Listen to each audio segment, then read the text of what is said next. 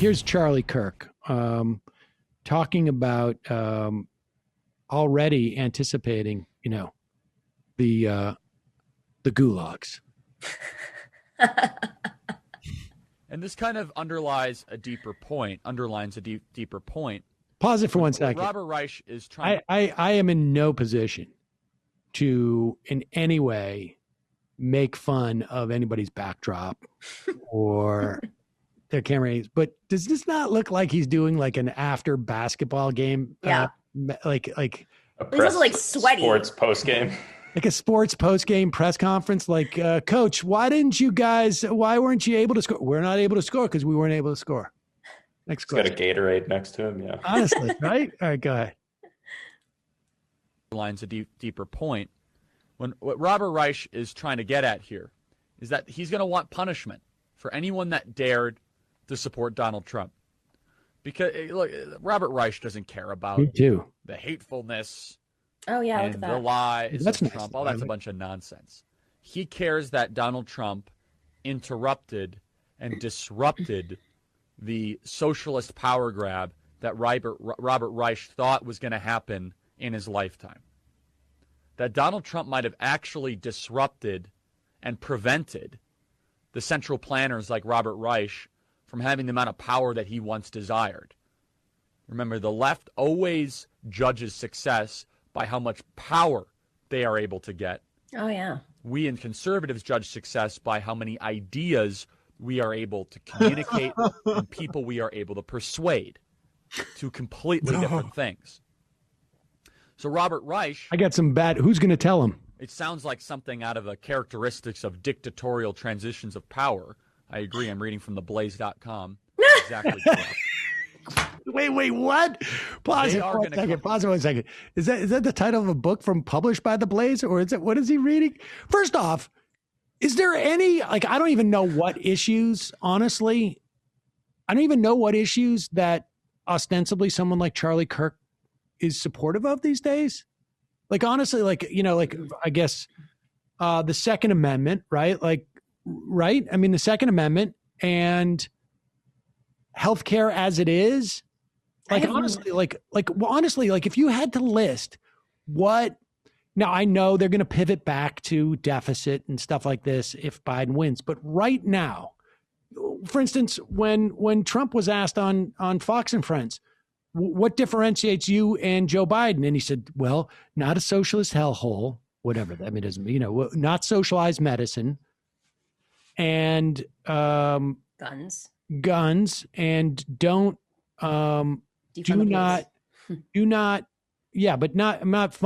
not shift the funding for police. Okay. Now, of course, federal government only has so much ability to do any of that anyways. But what are the tenets of the Republican Party today? That's it. I mean, honestly, can you come up with more? It used to be faux deficit reduction and personal responsibility and no moral relativism. Of course, they need moral relativism now because that's the only way. They would say religious freedom, which basically means that we want to pass to not follow laws because we're religious, but that's all going to be handled by the Supreme Court. Back in my day, they would say moral relativism. They're now the moral relativists. They do not even believe in there can be any type of objective laws that would apply to everybody. If you have a different set of beliefs, you don't have to apply by those laws.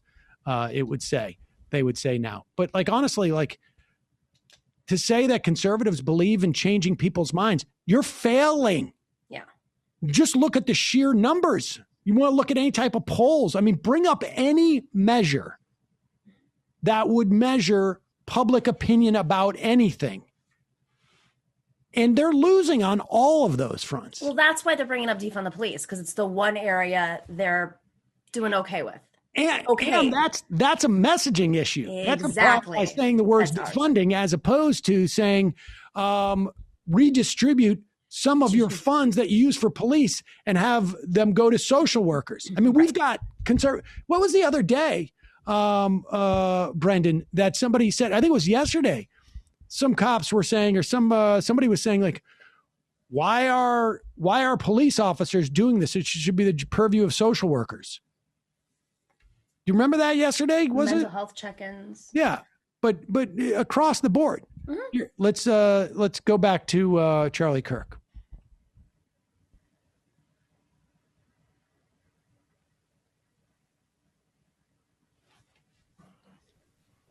So Robert Reich, it sounds like something out of the characteristics of dictatorial transitions of power. I agree. I'm reading from theblaze.com. It's exactly correct. Characteristics of should change in dictatorial. They are going to come after Trump supporters if we lose. We know that. And Robert Reich makes no reservations about it, that we need re-education camps for conservatives. This guy ran the Secretary of Labor before. He ran the Secretary of Labor. That we need committees to try and make sure that you shall never not toe the party line. Almost ideological gulags is what Robert Reich is speaking here. Robert Reich would have been an amazing Stalinist. He would have. Truth and Reconciliation Commission. It sounds like something straight out of Pravda. It is straight out of South Africa. It is alarming how the characteristics of every single major totalitarian Marxist dictatorship acts in such harmony with all the others, despite never trying to coordinate their activities. I don't even know where to go with that. What, and Matt, the ideological gulags, aren't you supposed to be running some of those? Well, it's difficult with people who voluntarily spend their time with like Dennis Prager to devise a way to torture folks. The bar is so high in terms of what they are able to withstand. Exactly. It's got to be like what they did with Noriega, right? It's got to be like playing really bad music or something like Def Leppard or something like that. On repeat. Oh my God. This is like, does this sync with this audience? I can't. I think what's going on. Well, I mean, Charlie Kirk has been a master of getting like funding for people that he's supposedly talking to, and not really talking to those people. But they are repositioning to getting to that point where they are basically, ready to be aggrieved. And it's going to be PC or wokeness times 5 as far as they're concerned. But it was the chief of police in Salt Lake City, said Salt Lake City Kyle, that they complained that they're often called into situations that aren't criminal in nature. At a press conference that showed body cam footage of police shooting an autistic child multiple times. Yeah, Kyle called in with that yesterday. And, when presented in polls with the idea that police should have a slimmer portfolio and funding should be taken from them and put into these other services, the polls are in favor of that. Some people who say defund the police mean that. Other people mean don't have police. But I think the majority of people who say defund the police, that's what they mean. Real quick with Charlie Kirk, and their repositioning, I do think it's time to acknowledge the fact that there's a little portion in left media or supposed left media, very far left media, the Jimmy Dore land. I won't even say who these people are that have appeared in photos with Charlie Kirk recently, and they've repositioned themselves as being pro-Trump. So I do want to take a moment to just acknowledge there is a little thing happening, and we should be alert to this without naming names. The idea that, and I think many far leftists would take offense to the idea that Jimmy Dore is far left. No. I'm saying they position themselves as being obstructionists, whatever. Whatever their agenda is. The anti-establishmentarians is really their ideology more than it is any type of leftism, in my estimation. Right. I'm not saying, just to be clear, I'm not saying Jimmy Dore is doing that, but it's people who associate in that little circle who do not deserve to be named, in my opinion. All right. Well, then you'll have to tell me later. And then no, I mean, you can look it up, but like there's a real, I mean, maybe this is a conversation for after the election, but there's a real strategy on the right to peel off, whether it was always the case, they were always going to switch to Trump or not. This happened in 2016. There were several groups that were for Bernie that switched to Trump. They were never obviously really for Bernie. Same thing, except these folks have tens of thousands, sometimes hundreds of thousands of followers and subscribers on their YouTube channels, and that's dangerous. And if we're not calling that out, folks may not know. I think I think to a certain extent, like these anti-establishment folks, they justify. It really has gotten that ideologically. I think that is really sort of what's going on there. There are people who say, I guess like Greenwald went on Hannity the other night, and it's like, that is, I'm sorry, like to discuss what? Well, I mean, I'm of two minds. I haven't even seen it. I'm of two minds. One is, I can understand the idea that you go on these programs because you think you're reaching Donald Trump, and you probably are. And you think that you can influence that. And on some level, I think that like I am somewhat sympathetic to that. All right. I mean, I don't think that I would do it. But you're not the person to do that. You're not the messenger. Well, I mean, who knows? Like, I saw Dore on Tucker Carlson one time. I don't know how many times he's been on, but I saw him on the other night. And I mean, he came off as a ranting lunatic. So I don't think that he would actually appeal to Donald Trump on some level. I mean, at one point, like Tucker was sort of laughing at like how out of control Jimmy was. Like he doesn't have the ability to sort of control himself. I don't know what that's a function of. It could be just a personality trait. It could be, other factors that influence your behavior at different times. But I can understand. I thought like, okay, if he's trying to if he's trying to say this to address to Donald Trump, like I think he was saying like, go bigger than Nancy Pelosi on the stimulus. Like I can, and good on Jimmy for doing that. If that's the case, legitimate. I think that's a legitimate thing.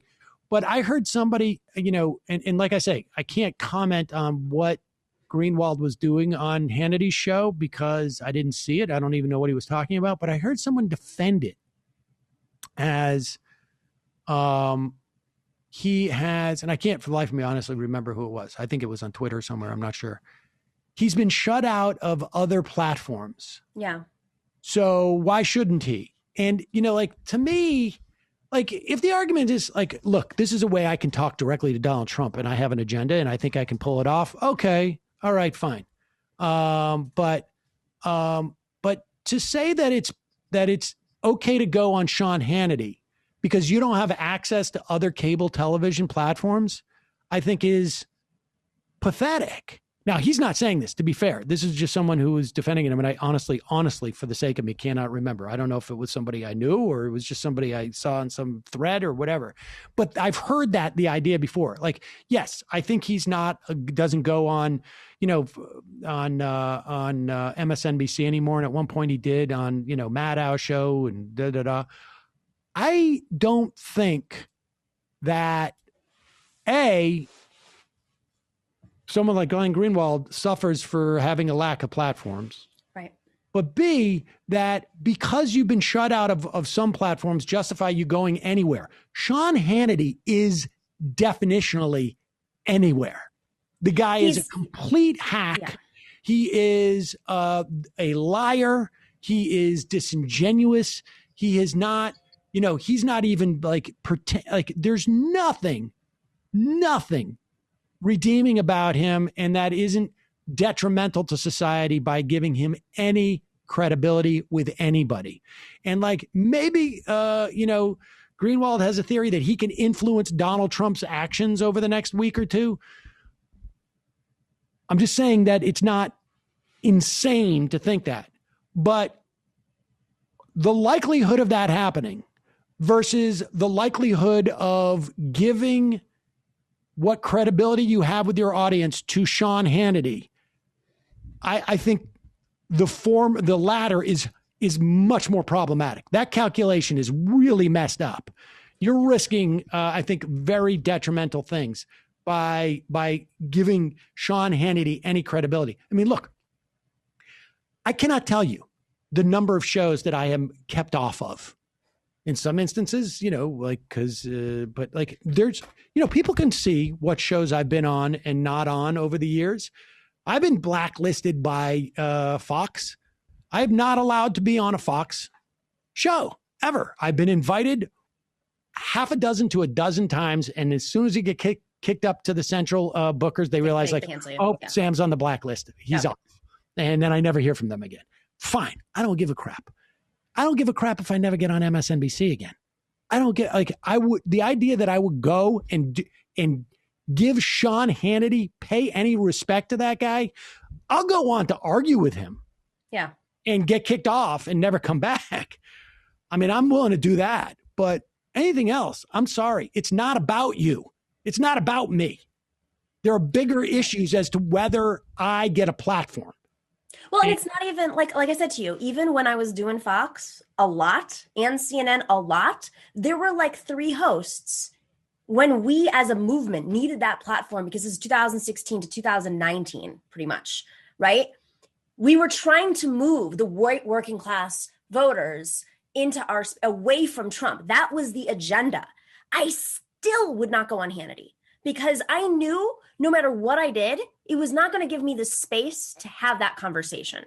I could do that on Tucker. He would give me, if you know how to work Tucker, here's the secret, guys. If you know how to work these people, and you know them too, they give you a little bit more space, but you have to develop those relationships. You have to ease into them. You have to treat them, and it's just like dealing with humans, right? And that's how you get in. But what I don't understand about this specifically, and I have to see the segment, is you're also reducing your credibility. It's one thing to make Hannity a little bit more credible, which I don't know if that actually happened. It's another thing to reduce your own credibility, because I like Glenn Greenwald. I read his work. I think 95% of what he does is extremely important and way more impactful than 99% of the media. But when he does stuff like this, I suddenly say, what's really going on here? I mean, I think sometimes people make a calculation that I'm willing to lose this margin of my audience to gain that margin of my audience. They're not gaining it. They're just not. Well, I mean, whatever it is he thinks he's gaining there. I mean, maybe it's just spite, but I think in Glenn's case, he has a specific agenda that he thinks that he can move Donald Trump. I don't know that it's a broad, and I wouldn't necessarily say that it's a left agenda in any respects. I think it's, I'm not saying it's a right-wing agenda, but I mean, he has his issue set, and, he has his sort of professional relationships that are, relevant right now. I would imagine from Glenn's perspective, he is looking for, maybe a pardon for Snowden, which I think is a good thing. And he thinks that he can get that right now with Donald Trump on the way out. Maybe not. I imagine also, with Assange, there are some of the charges against Assange that I think are highly problematic. The other ones I'm not as concerned about in terms of their implications for the press. But that's where you go on Tucker. First off, Trump is listening to Tucker more right now, by all reports. He's not listening to Hannity? Are you sure? No, he's listening. Whatever. This is like palace intrigue. Who knows? But word is Tucker's more in he's been pushed more into the inner circle, and Tucker's way more open to that conversation than Hannity. Hannity has I've never heard him mention Assange ever. Maybe I'm wrong about this, but this is, I don't know. and he already has a dynamic with Tucker. Oh, Hannity has mentioned Assange for a long time. He was like, in 2016, Assange was, all of a sudden was an American hero. Not American, but I mean, literally, yeah. I mean, Hannity was very into that because that was a big help to Donald Trump in the first place. With the Roger, yeah.